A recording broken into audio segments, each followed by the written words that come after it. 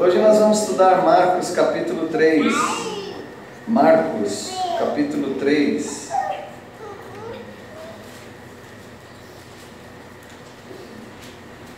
Tem algumas realidades da vida que você não deve negá-las. Então é muito importante que você não negue essas coisas. Por exemplo, alguns sintomas de problema de saúde. Começou a surgir alguma coisa aí, procure, veja o que está acontecendo. Pode não ser nada, mas pode ser tudo. Então, sintomas de problema de saúde você não deve negar. Você não deve negar também a importância da educação. Eu falava para os jovens aqui na cidade, muitos anos atrás, quando tive a oportunidade de lecionar também numa escola pública, eu falei: vocês precisam estudar, gente. Essa bagunceira toda de vocês aí, essas festas, tudo isso acaba. Depois vai sobrar o quê? E nós estamos com um polo industrial na nossa cidade agora, grande e crescendo. E aí muitas pessoas chegam ali e não têm a escolaridade necessária. Então eles trazem pessoas de fora. Quando essas pessoas agora estão tentando, como diz na gíria futebolística, né, correr atrás do prejuízo. Estudem, jovens. Estudem meia-idade. Os mais velhos também estudem. Nunca faz mal estudar. Se preparar. Tornar-se uma pessoa mais preparada para a vida. Então você não pode negar isso. Estudo, preparo. Outra coisa que você não pode negar são as necessidades emocionais. Às vezes dói uma unha encravada, mas outras vezes dói a solidão também. Você tem que dar atenção à unha encravada e tem que dar atenção à solidão. Aquela tristeza inexplicável que começa a vir em você, aquele desânimo, aquela frieza, aquela apatia para com as pessoas, não tem mais vontade de abraçar ninguém, de apertar a mão, de cumprimentar.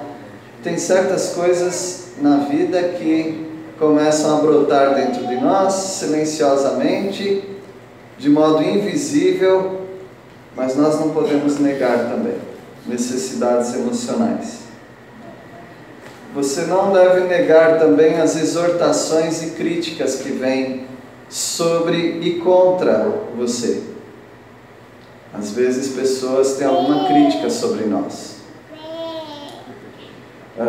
E às vezes essas críticas vêm de modo injusto, exagerado, mas mesmo assim tenta anular as injustiças e os exageros e começa a observar qual é o conteúdo daquela crítica, porque pode ser que sirva para você. Não negue isto. E outra coisa que você não deve negar são os problemas financeiros. Algumas pessoas nem sabem quanto elas devem. Algumas pessoas nem sabem qual é o seu orçamento de entrada e de saída. E elas vão negando essas coisas, e elas vão empurrando. Tem gente que nem sabe que já estourou o cartão, já está no crédito especial, e elas não param para pegar uma caneta, um papel e olhar qual é realmente a minha situação. Ao negar isso, você começa a entrar em situações difíceis que trazem para você tudo isso que nós acabamos de falar: problema de saúde, problemas emocionais, problemas de relacionamento também, porque grande parte dos problemas conjugais são financeiros.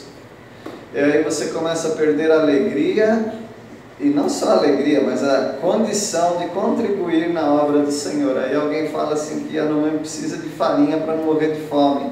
Quero ajudar, mas eu mesmo não tenho condições. Tudo isso vai trazendo para você uma série de problemas. Por isso, negar não é bom. Você precisa encarar a realidade da sua vida. E no capítulo 3 tem algumas negativas que são perigosas. Durante o capítulo todo nós vemos, nós não conseguiremos ver tudo hoje.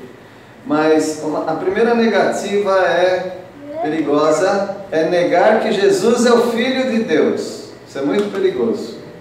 Essa é a primeira negativa de Marcos 3. Negar que Jesus é o Filho de Deus. Depois, negar que Jesus realiza milagres no poder do Espírito Santo. Outro grande perigo. Negar que Jesus opera milagres com o poder do Espírito Santo. E finalmente, negar ou negar-se a fazer a vontade de Deus. Se você está se negando a fazer a vontade de Deus, você está num caminho bem perigoso também. Vamos começar com o primeiro, que é negar que Jesus é o Filho de Deus. Versículo 1, alguém pode ler? De novo, Jesus entrou na sinagoga e estava ali um homem que tinha uma das mãos ressequida.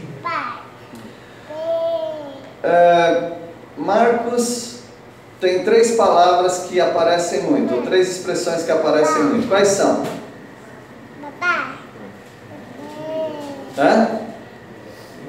Logo, imediatamente e de novo. São 3 palavras, expressões que aparecem muito em Marcos, porque Marcos é muito dinâmico. Sai daqui, entra ali, acabou aqui, vai para lá. Não temos tempo para dormir, não temos tempo para comer. Sobe para a montanha, desce para o pé da montanha, cura pessoas. Aqui tem muita gente, precisamos ir para lá. Deixa um barquinho como rota de fuga para eu ir embora. É frenético o livro de Marcos, o Evangelho de Marcos. E o Senhor Jesus, Ele está num ministério de 1 ano e 9 meses só no norte. Nem aparece nada dele ao sul. Ele fica lá 1 ano e 9 meses, depois ele desce para a região da Pérea, centro do país. E quando ele vai para o final, é para os finalmente mesmo, para ele ser preso e morto. E o Senhor Jesus, Ele está sempre fazendo alguma coisa em Marcos. Ele está entrando numa sinagoga ensinando, Ele está curando pessoas, pessoas estão indo contra os ensinamentos dEle, a autoridade dEle. Então é um ritmo realmente veloz em Marcos. E aqui o Senhor Jesus entra numa sinagoga e é impressionante que quando ele está nas sinagogas, sempre aparece alguém com um problema físico ou espiritual. Porque a presença de Jesus na terra abalou o mundo espiritual. Aí começa a brotar demônio de cada lado. As doenças vão brotando nos poros das pessoas. Por que isso? Tem um objetivo. É para cumprir Isaías 11, Isaías 65, é para cumprir as dicas ou as evidências de que Ele é o Messias, que Ele é Deus. Então eles não têm como negar isso. Ele cura uma pessoa na sua frente. Você tem que dizer, Ele fez isso no poder do Espírito de Deus. Você tem que dizer, esse homem que está libertando os espíritos, ou as pessoas dos espíritos escravizadores, esse homem é o Filho de Deus, que é a mesma coisa de dizer que Ele é Deus. Se você começar a negar o que os seus olhos estão te apresentando, não vai sobrar nada para você. Se você começar a negar as bênçãos do Senhor na sua vida, não vai sobrar nada para você. Vai sobrar um humanismo que vai te levar para longe de Deus, que vai te levar para a ruína espiritual. E não é fácil negar, viu? Não é difícil negar, tá bom? Todos nós que aqui estamos, temos a tendência maligna de negar os feitos de Deus. Então, uma pessoa bem-sucedida financeiramente, ou conseguiu construir a sua casa, conseguiu concluir o seu curso, ela fala: isso aqui é fruto de muito suor e lágrimas, isso aqui é fruto de muita perseverança, muito trabalho. Olha lá, veja alguém que está negando os feitos de Deus na vida dela. Porque você nunca deve falar que o que você adquiriu é fruto do seu trabalho. Porque a palavra de Deus diz que Deus o dá aos seus enquanto eles fazem o quê? Dormem. Você tinha que dormir mais e deixar a glória para o Senhor. Porque é Ele quem está trabalhando. Nas mínimas palavras, expressões, nós estamos anulando os feitos de Deus na nossa vida, negando que eu cheguei até aqui por causa de Deus. Tá bom, aí aparece um homem ali com a mão ressequida. Não sei o que é isso. O que é mão ressequida? Alguns falam que é lepra. Algumas vezes é lepra, outras vezes é uma mão aleijada, seja como for, não tem vida aquela mão, está seca, está ressequida. Versículo 2. Os inimigos de Jesus observavam atentamente. Se ele curasse a mão do homem, planejavam acusá-lo, pois era fraco. Bom, esses homens estão sempre de olho em Jesus, porque ele começou a operar muitos sinais e ele escolhia os sábados para fazer isso. Ou as pessoas apareciam no sábado para fazer isso. Mas eu acredito que Jesus provocava e muitas coisas ele fazia no sábado porque não podia fazer no conceito do Talmud, do jubileu, das tradições judaicas, não podia.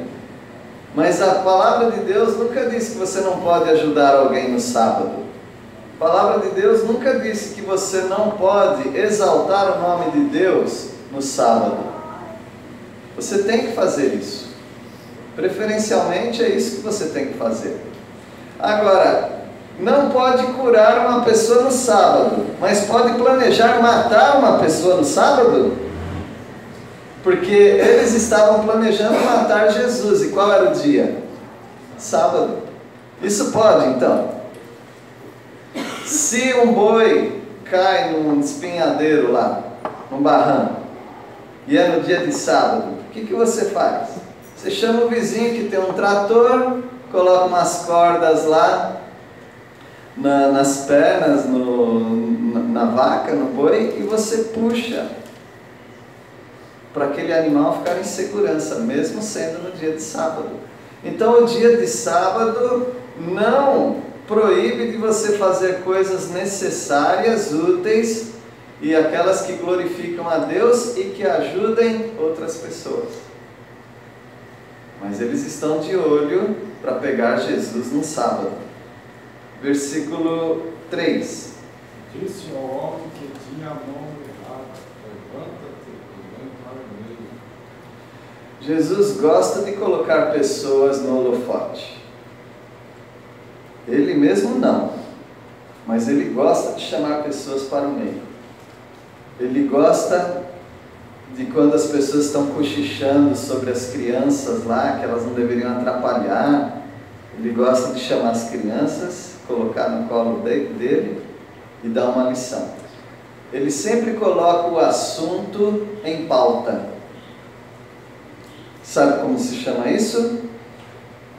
Enfrentar a realidade. Nós temos a tendência de pegar o assunto em pauta e esconder debaixo do tapete, nos cantos. Quais são os assuntos em pauta na sua vida? Então, você está trazendo para o meio da sua vida ou você está colocando nos cantos, debaixo do tapete? Essa negativa vai te prejudicar. Em algum momento ela vai te prejudicar. Jesus chama aquele homem que é o alvo da questão, porque os fariseus, saduceus, herodianos, eles estão olhando para Jesus e vendo como nós podemos pegá-lo. Hoje é sábado, sinagoga, muita gente, alguém vai estar doente ali, ele vai aprontar, nós vamos pegar Jesus. Mas Jesus, ele não nega isso, ele já sabe a intenção deles, então ele pega um assunto que poderia dar problema, ele já traz para o meio. Quer briga? Está aqui. Eu vou fazer uma coisa com esse homem, hoje, sábado, versículo 4. E perguntou, é lícito no sábado fazer bem ou fazer mal? Salvar a vida ou matar? E eles calaram. O Senhor perguntando desse jeito, comecei a pensar melhor. Porque ele não fala simplesmente, ele não pergunta, é lícito fazer o bem? Para reforçar a ideia, o que ele acrescenta? Ou fazer o mal? Aí vocês estão diante do povo e diante de um assunto ético e moral. Bom, se eu responder que não é lícito fazer o bem, aí quase que eu já estou respondendo que eu estou fazendo mal. E diante do povo eu vou perder minha autoridade. Então Jesus, ele sempre trazia o assunto à lume, o assunto à luz. Ele sempre trazia o assunto para todo mundo encarar claramente. Nós somos muito de meias palavras. Nós somos meio... como chama quando a pessoa sai assim do assunto? Tem um nome específico, eu esqueci, se alguém me lembrar. Evasivo? Evasivo, obrigado. Nós somos muito evasivos. Evasão é fuga. Nós sempre estamos fugindo dos assuntos. Você pergunta para uma pessoa um assunto diretamente, ela começa a dar uma enrolada. Se aquele assunto lá mexe um pouco com a moral dela, com a ética, mexe com alguma coisa constrangedora, ela começa a escapar do assunto. É assim mesmo. Começa a escorregar. Você não pega. Mas Jesus, ele não deixa dúvida. Ele traz o problema para o meio e ele faz uma pergunta fechada. Ele não deixa as pessoas filosofarem, porque essa é uma das características da nossa sociedade atual também. Todo mundo aprendeu a filosofar. Todo mundo sabe tudo. Mas tem coisa que não dá para fingir que você não sabe. E o Senhor Jesus pergunta, e aí? É certo fazer o bem no sábado? Continua a pergunta, é certo fazer o mal no sábado? É certo salvar uma vida no sábado? Porque de uma vaca, de um boi, a gente já sabe que é certo. Já tem nós já temos margem para dizer isso, que você pode salvar um animal que está em perigo no sábado. Agora eu pergunto, salvar uma pessoa, um ser humano, é certo? Ou acrescento nessa pergunta, ou é certo eu matar essa pessoa?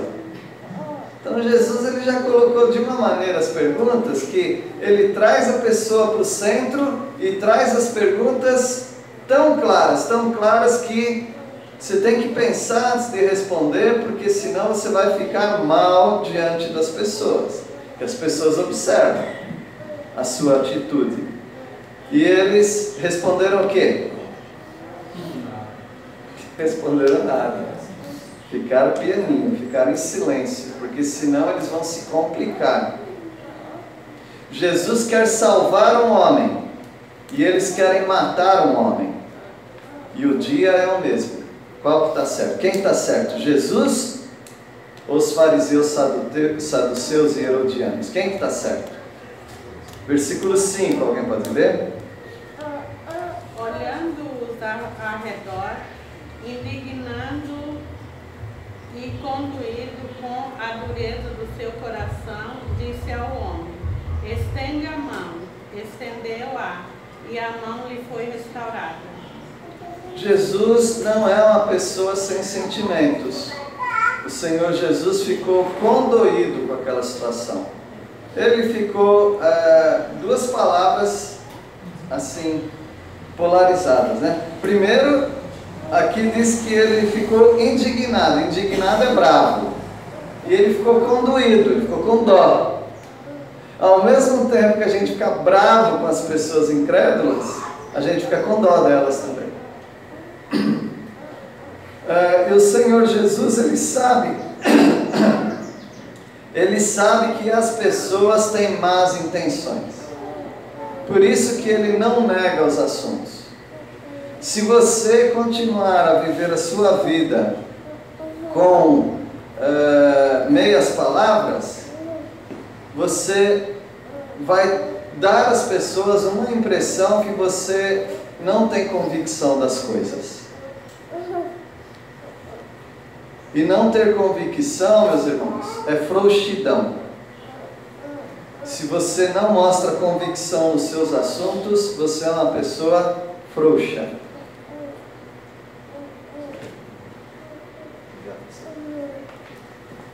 Agora, uma vez uma pessoa falou duro comigo porque eu usei esse termo, frouxo. Ninguém gosta de ouvir isso, né? Então muda de atitude. É muito fácil, meus irmãos, nós mudarmos de atitude. Você precisa fazer certas decisões espirituais na sua vida. E algumas coisas machucam mesmo. Algumas coisas não são fáceis, mas nós temos que encarar, para não termos essa frouxidão espiritual. Então, o versículo 5, Jesus ficou bravo e com dó ao mesmo tempo. Porque as pessoas são muito duras de coração. E aí Jesus estende a mão aí, vai. Estendeu a mão e curou a pessoa, resolveu o problema. O problema do homem está resolvido, o problema teológico está resolvido, porque o silêncio diz o que, Anderson? Hã? Já responde. O Anderson é o nosso diretor da escola. Aí quando tem a reunião da mesa, ele faz uma pergunta já com uma possível solução e lança para os membros da mesa. E aí todo mundo fica caladinho. Aí o consenso é esse. Ficou calado, você consente. Se ficou calado, você consente. É isso mesmo. É isso. E o Senhor Jesus falou, é um assunto teológico, é um assunto ético, é um assunto moral. Ficaram em silêncio, então eles estão concordando com Jesus. Tá bom, ninguém discorda, então me dá a mão aí, curei. Mulher, então, mulher não, todos. Quem tem pecado, atira a primeira pedra. Quem atirou a primeira pedra? Ninguém. Então eles ficaram em silêncio. Quem cala, consente. Mulher, onde estão os teus acusadores? Não há. Então também não te condeno. Vai, não peques mais. Veja, silêncio é poderosíssimo. Quando você está em silêncio, você está respondendo.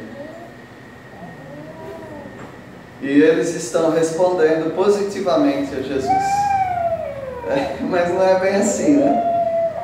Eles falaram porque eles estavam com medo do povo. Aí o versículo 6, alguém pode ler? Retirando-se os fariseus, conspiravam logo os herodianos contra ele, como se tirariam a boca. Tá bom, agora a gente ficou quieto, mas vamos conversar. Vem cá, vamos conversar. Aí os saduceus, os fariseus, eles conspiraram com os inimigos deles. Os herodianos não se davam com os fariseus, e os fariseus não se davam com os herodianos, tá bom? Os herodianos são aqueles que trabalham para Herodes. Herodes é um idumeu, da Idumeia, do sul do país, que trabalha como rei de Israel. Eles não gostam desse negócio de ter um rei aqui. Porque o rei é o Messias, eles estão à procura do Messias. Aí Herodes é o rei. E os fariseus são do grupo do Sinédrio, que é o conselho dos judeus. Eles não querem ninguém por cima deles. E rei está por cima deles. Eles não gostam deles, eles odeiam. É mais ou menos igual o palmeirense e corintiano, entendeu? Eles não gostam do outro. Mas eles fazem amizade. Eles fazem amizade com os herodianos, porque o teu inimigo, o meu inimigo, como é? Não, o teu... Pronto. Então, se você tem ele como inimigo, eu também tenho, então nós somos amigos. Mas eles não são amigos. Outra hora a gente briga, mas agora a gente vai resolver essa questão. E eles estavam planejando matar Jesus. Quer dizer que planejar matar Jesus, matar uma pessoa, pode. Curar uma pessoa, não pode. Olha os valores, como que a sociedade mede os valores. Uma régua bem esquisita, né? Então Jesus, ele fez o que tinha que fazer, e eles estão fazendo aquilo que eles não poderiam fazer. Não dá para negar, esse homem é Deus. Então o nosso assunto aqui são negativas perigosas. Eles estão negando que Jesus é o Filho de Deus. Por isso estão fazendo esse trato. Versículo 7. Retirou-se Jesus com seus discípulos para os lados do mar, seguindo-o da Galiléia uma grande multidão, também da Judéia. Olha lá, Jesus está sempre ao norte, tá? Em Marcos ele está sempre na Galiléia, Cafarnaum, essas cidades aí. Mas tinha gente da Judéia, porque o assunto começa a pipocar, né? Esse homem começa a ficar famoso, e eles vão sendo ali. Inclusive para ter fariseus ali, porque eles já são agentes do Sinédrio. Vai lá e vê o que está acontecendo. Eles são espias, eles estão vendo o que esse homem está pregando e o que ele está fazendo. Uma multidão seguia Jesus, sempre é assim. Jesus não tem quase descanso em Marcos. Versículo 8. Até Jerusalém, da Galiléia, da além do Jordão, e de perto de Tiro e Sidom, uma grande multidão, que com grandes coisas vazias e aquele povo. Olha lá, gente do sul, gente do meio do país, gente do sul do país, que é outro país, a Idumeia, gente do norte, que é Tiro e Sidom, que não é do país também. Ou seja, é um popstar. As pessoas vieram ver Jesus, porque Jesus estava mexendo com a sociedade. E sempre é assim. O Senhor Jesus, ele mexe com a cabeça das pessoas, dos que amam a Jesus e dos que o odeiam. Ele sempre mexe com a cabeça das pessoas. Versículo 9. Então recomendou aos seus discípulos que sempre lhe tivessem pronto um barquinho, por causa da multidão, a fim de não o apertarem. Jesus é um estrategista, gente. Jesus sabe, vai chegar uma hora aqui que vai ficar insuportável. Deixa um barquinho e uma rota de fuga, porque quando apertar mesmo, eu tenho por onde escapar, porque ele é Deus, mas aqui no mundo ele se esvaziou, e no ministério terreno ele andava igual aos homens, ou seja, para sair de uma multidão ele tem que se esgueirar, ele tem que se enfiar no meio das pessoas e sair. Então ele já deixava em segredo, tem que ser segredo, ele já deixava lá. Então, meus irmãos, esse é o nosso Senhor Jesus, que amava grandemente as pessoas, queria trabalhar com elas, e você não pode negar isso, que Jesus veio ao mundo para buscar e salvar o que havia se perdido. E ele teve que fazer um grande esforço como homem para buscar as pessoas.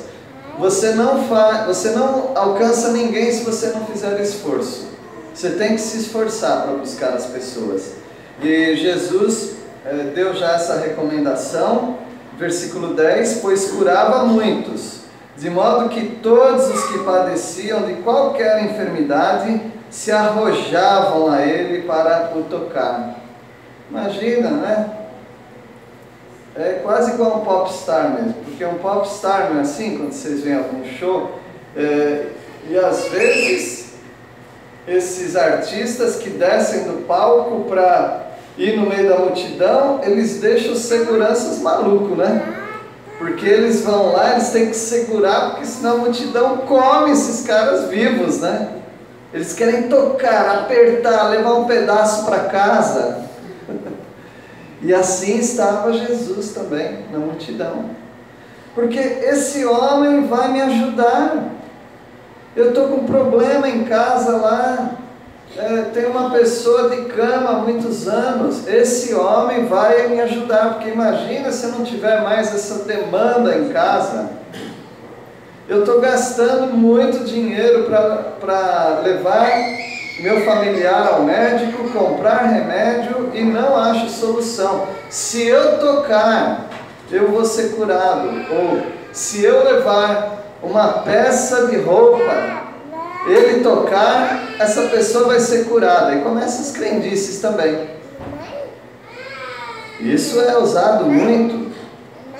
E o poder de Deus, ele vai se espalhando. Pessoas acreditavam mesmo, isso no paganismo, que ao tocar nas vestes de um arauto que proclama uma mensagem, a pessoa pode ser curada. E não é que eles fazem isso com Jesus e dá certo também? Então as pessoas querem tocar Jesus.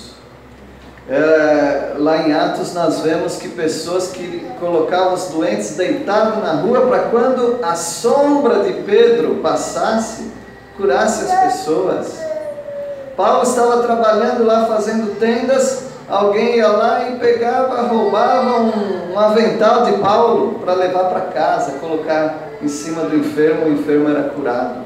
É o poder de Deus sendo manifestado de uma maneira muito grande nesse início aí, para confirmar Jesus como Messias. Ele curava a muitos, eu posso dizer que ele curava a todos. Ele curava muitos porque é muitos que tinham a oportunidade de chegar até ele. Poucas vezes Jesus ia até os doentes vinham até ele e eles eram curados.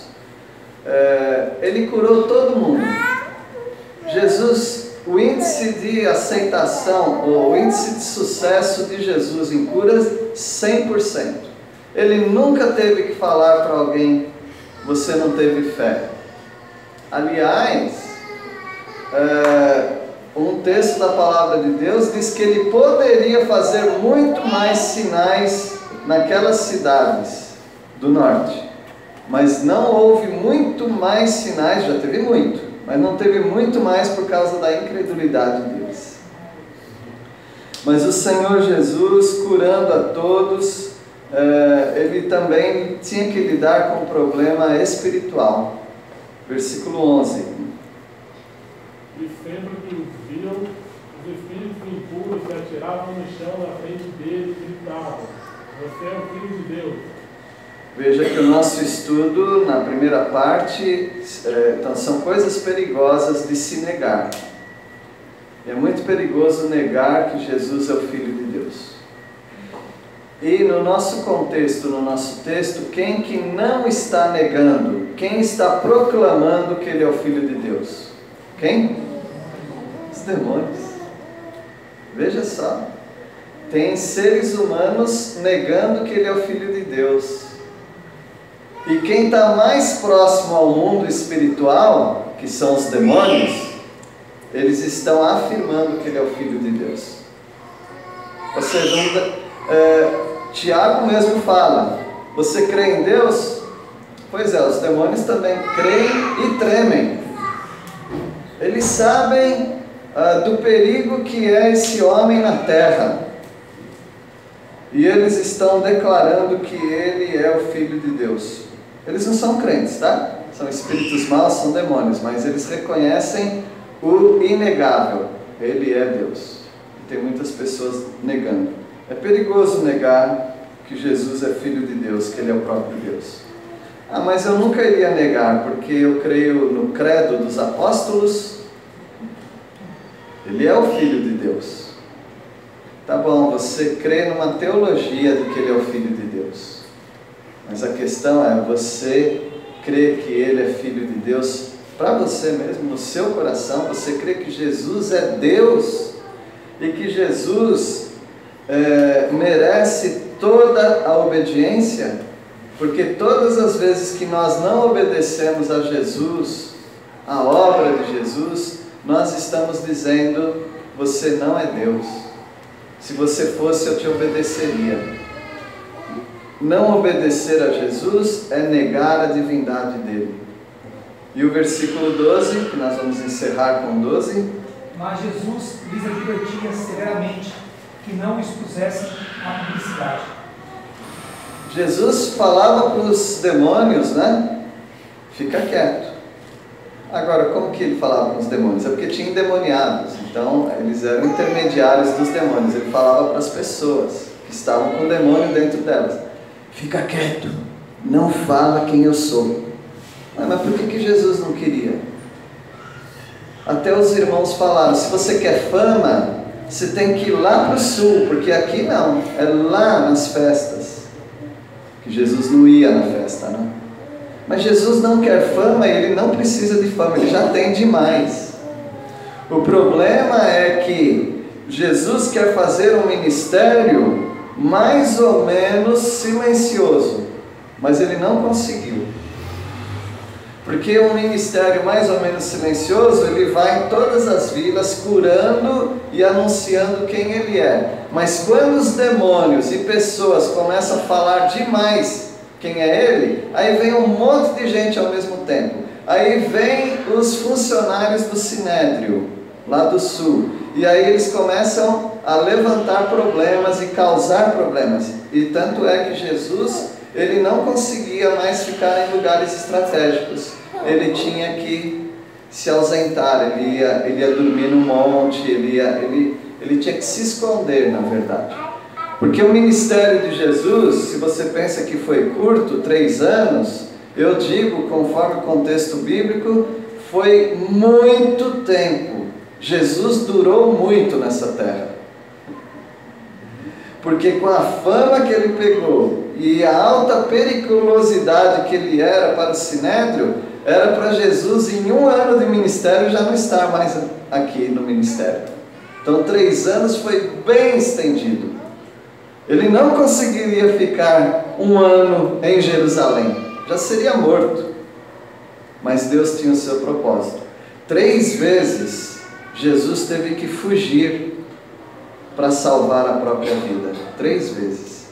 Então o ministério de Jesus tinha que ser com menos fama, para ele conseguir o propósito que ele queria. Por isso que ele falava: não fale, já tem problema demais, se falar, aí eu vou estar muito em exposição. E ele não queria.